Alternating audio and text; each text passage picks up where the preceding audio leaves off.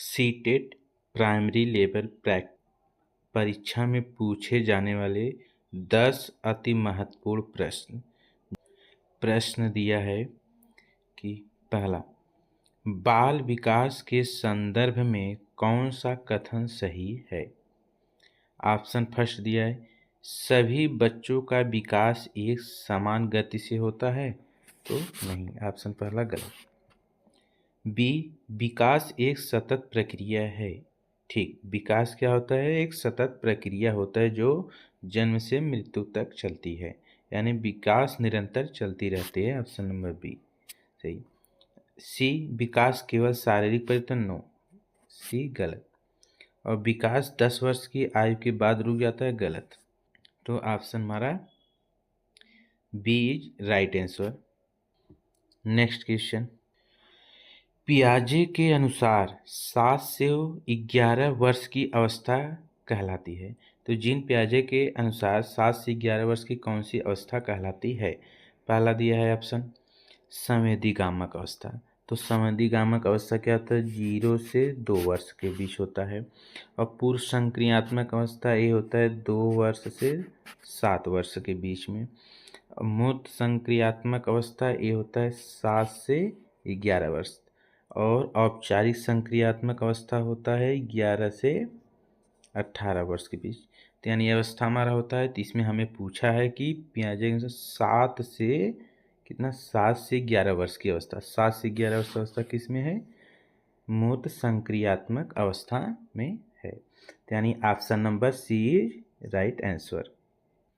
Next question देखिए,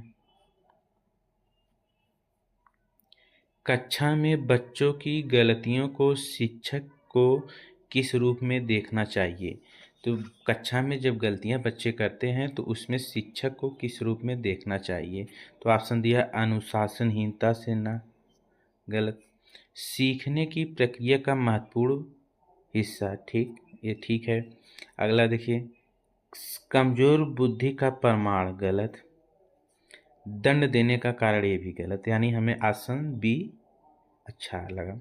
यानी हमें ऑप्शन बी दिया है, सीखने की प्रक्रिया का महत्वपूर्ण हिस्सा होना चाहिए, यानी option B is right answer.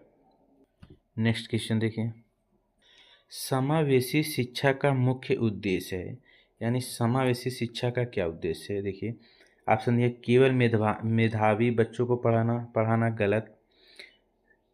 सी देखिए, कमजोर बच्चों को अलग पढ़ाना, ये भी गलत। डी, केवल दिव्यांग बच्चों को पढ़ाना, गलत। यानी ऑप्शन बी क्या है? सभी बच्चों को साथ सीखने का अवसर देना। समावेशी शिक्षा का मतलब है कि इसमें सभी बच्चों के साथ शिक्षा देने का अवसर देना होता है। यानी option number B is right answer. Next question, गणित में बच्चे को 25 + 17 हल करने के कई तरीके बताए जाते हैं। यह किस प्रकार की सोच को बढ़ावा देता है? यानी कि बच्चे को जब हम जोड़ सिखाते हैं तो कई तरीके से बताते हैं, इसके लिए उसके सोच में क्या बढ़ावा मिलता है? तो देखिए, रटने की क्षमता, ऑप्शन गलत। पहले तो हम रटाया नहीं जा सकता, केवल स्मरण भी कराया नहीं जा सकता, अनुशासन करना नहीं। तो ऑप्शन बी क्या है? रचनात्मक एवं तार्किक सोच को बढ़ावा देना। यानी जब बच्चे को कई तरीके से बताया जाएगा तो उसमें सोचने की क्षमता बढ़ेगी, यह सोच बढ़ेगा, यह रचनात्मक एवं तार्किक सोच होगा। यानी option number B is right answer. Next question देखिए, भाषा सीखने में सबसे महत्वपूर्ण है। तो देखिए, भाषा सीखने में क्या महत्वपूर्ण है? जैसे केवल व्याकरण याद करना, गलत, याद करने वाली बात आ गई। भाषा का सार्थक प्रयोग, सही है ये। केवल कठिन शब्द याद करना, गलत। केवल लिखित परीक्षा देना, गलत। यानी option B is right answer कि भाषा का सार्थक प्रयोग होता है। भाषा का सार्थक प्रयोग जैसे कि भाषा सीखी जाती है किस तरीके से? भाषा का होता है सुनना, बोलना, पढ़ना, लिखना होता है। पहले नेक्स्ट क्वेश्चन दिया है, यदि कोई बच्चा पढ़ते समय बार बार शब्दों का उच्चारण गलत करता है, क्या करता है? शब्दों का उच्चारण गलत करता है, तो शिक्षक को सबसे पहले क्या करना चाहिए? शिक्षक को देखिए सबसे पहले क्या करना, जब वो गलत चीज़ पढ़ रहा है, देखिए ऑप्शन दिया है बच्चों को डांटना चाहिए, नहीं, गलत। बच्चों को क्यों डांटेंगे? डांटा नहीं जाता है, उसे सिखाया जाता है। दूसरा देखें, उसे पढ़ने से रोक देना चाहिए। तो देखिए उसे काहे पढ़ने से रोकेंगे? उसे जैसा भी पढ़ रहा है पढ़ने दीजिए, गलत या सही पढ़ रहा है पढ़ने देंगे। उसे दंड देना चाहिए, दंड भी नहीं दे सकते हैं। उसको क्या करना चाहिए शिक्षक को कि उसकी जो कठिन वर्ड है उसे उसका सहायता देना चाहिए, उसे बताना चाहिए, यानी कठिनाई का कारण समझकर उचित सहायता देना चाहिए। Option number C is right answer. Next question दिया है, पर्यावरण अध्ययन ईवीएस में स्थानीय बाजार का भ्रमण कराने का प्रमुख उद्देश्य क्या है?